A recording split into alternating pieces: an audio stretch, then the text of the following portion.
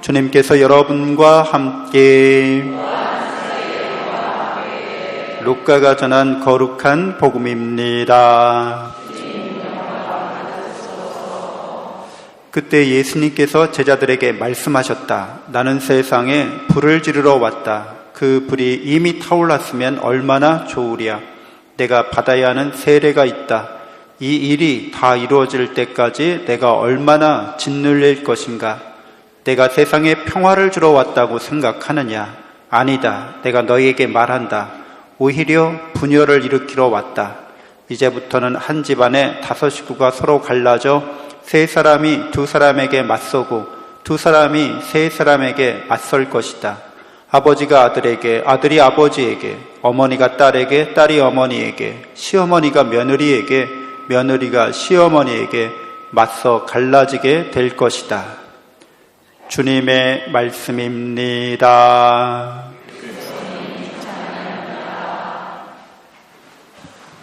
참 예수님, 하나님의 복동이 고맙습니다. 고맙습니다.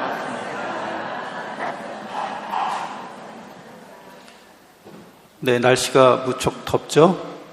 네, 이열치열이라는 조상님들의 말씀이 계시는데 에어컨 끌까요? 네, 이열치열로 사우나처럼 땀 쫙 빼고서 시원하다 이렇게 말하기는 어렵죠. 옛날엔 에어컨이 없었으니까 그냥 이열치열로 뜨거운 거 먹고 땀 내면서 이렇게 시원하게 지냈던 것 같은데 이런 계절에 날씨에 어울리지 않게 오늘 예수님이 불을 지르러 오셨다고 말씀하셨는데 불에 관련된 시가 있어요. 안도현 시인의 너에게 묻는다라는 시인데 잘 아실 거예요 아마. 연탄재 함부로 발로 차지 마라. 너는 누구에게 한 번이라도 그렇게 뜨거운 사람이었느냐? 라는 시죠. 그 연탄재 옛날에는 많이 썼죠. 이렇게 이제 눈 올 때 특별히 경사진 곳에 연탄재를 부셔서 이렇게 깔았습니다. 지나가면서 이렇게 툭툭 치는 거죠. 그런데 그렇게 뜨겁게 자신을 불태운 적이 있느냐고 묻는 시인의 물음에 지금 별로 없지만 이렇게 함부로 하기가 어려운 거죠.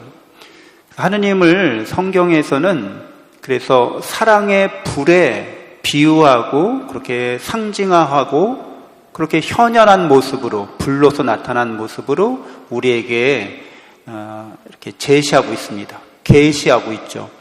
그래서 구약에서 특별히 하느님의 곁에 가장 가까이 있는 천사들을 가리켜서 세라핌이라고 합니다. 그 뜻은 불타고 있는 자들이라는 거예요. 하느님에 대한 사랑으로 불타고 있는 천사들을 말하고 있어요.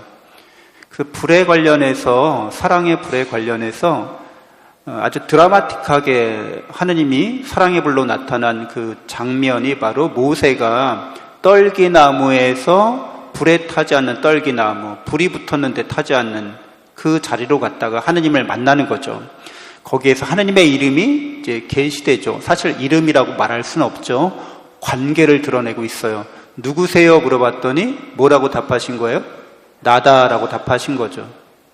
어머니 아버지한테 누구세요? 라고 묻지 않잖아요.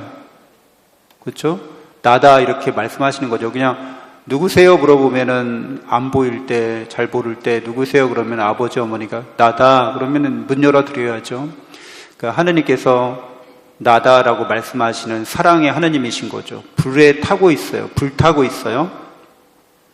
근데 그 떨기나무라고 번역되어 있지만 그 사막이나 광야에서 관목을 뜻해요. 이렇게 줄기가 있어서 이렇게 크게 자라지 않고 가지만 옆으로 이렇게 뻗는 작은 나무들인 거죠. 관목은 대부분 가시로 덮여 있어요. 가시나무라고도 합니다. 그러니까 이 가시나무에 나타나는 사랑의 불로 타오르는 하느님의 이런 모습은 우리가 죄인이라는 걸 드러내세요. 죄인들과 함께 하시는 하느님이라는 걸 드러내고 있습니다. 가시는 그 아담과 하와가 원죄를, 에덴 동산에서 원죄를 지어서 이제 하느님께서 아담에게 말씀하시는 거죠. 사람에게 말씀하세요. 너는 너 때문에 땅도 저주를 받았다는 거예요. 너의 죄 때문에. 그래서 네가 아무리 땀 흘려도 땅은 너에게 가시덤불과 엉겅퀴를 내리라 이렇게 말씀하십니다. 그러니까 이런 가시로 뒤덮인 이런 삶이라는 거죠. 인생이라는 거죠.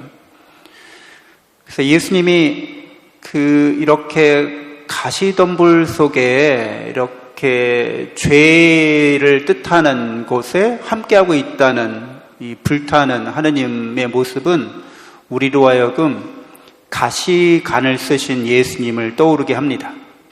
가시관을 쓰셨다는 거죠. 가시덤불로 만든 관이에요, 이게. 우리의 죄로 머리에 상처를 입으신 거죠. 그리고 십자가 나무에서 못에 찔리십니다. 손과 발이 다 못에 찔리시고 창으로 옆구리가 이렇게 찔리십니다. 그러니까 우리의 죄가 그분을 찌른다는 거죠. 그래서 이렇게 찔리신 예수님께서 그럼에도 여전히 하느님의 사랑의 불을 태우고 있는 거예요. 십자가를 통해서. 그러니까 누구든지 이 하느님의 사랑의 불은 우리에게 그런 상처에 불구하고 우리의 죄에도 불구하고 우리를 파괴하는 분이 아니시라는 거예요. 죄에 대해서 우리를 이렇게 멸살하는 분이 아니시라는 겁니다. 우리를 살리게 하시는 분이라는 거죠. 그래서 우리들도 불타고 있는 거죠, 지금. 여러분들도 지금 어때요? 심장이 따뜻하게 피를 공급하고 있죠. 그래서 체온이 유지되고 있죠. 이렇게 불타고 있는 거죠. 인생이, 삶이라고 하는 것은 이렇게 생명의 불꽃에 의해서, 사랑의 불꽃에 의해서 이렇게 사라지는 거죠. 살아가는 거죠, 이렇게.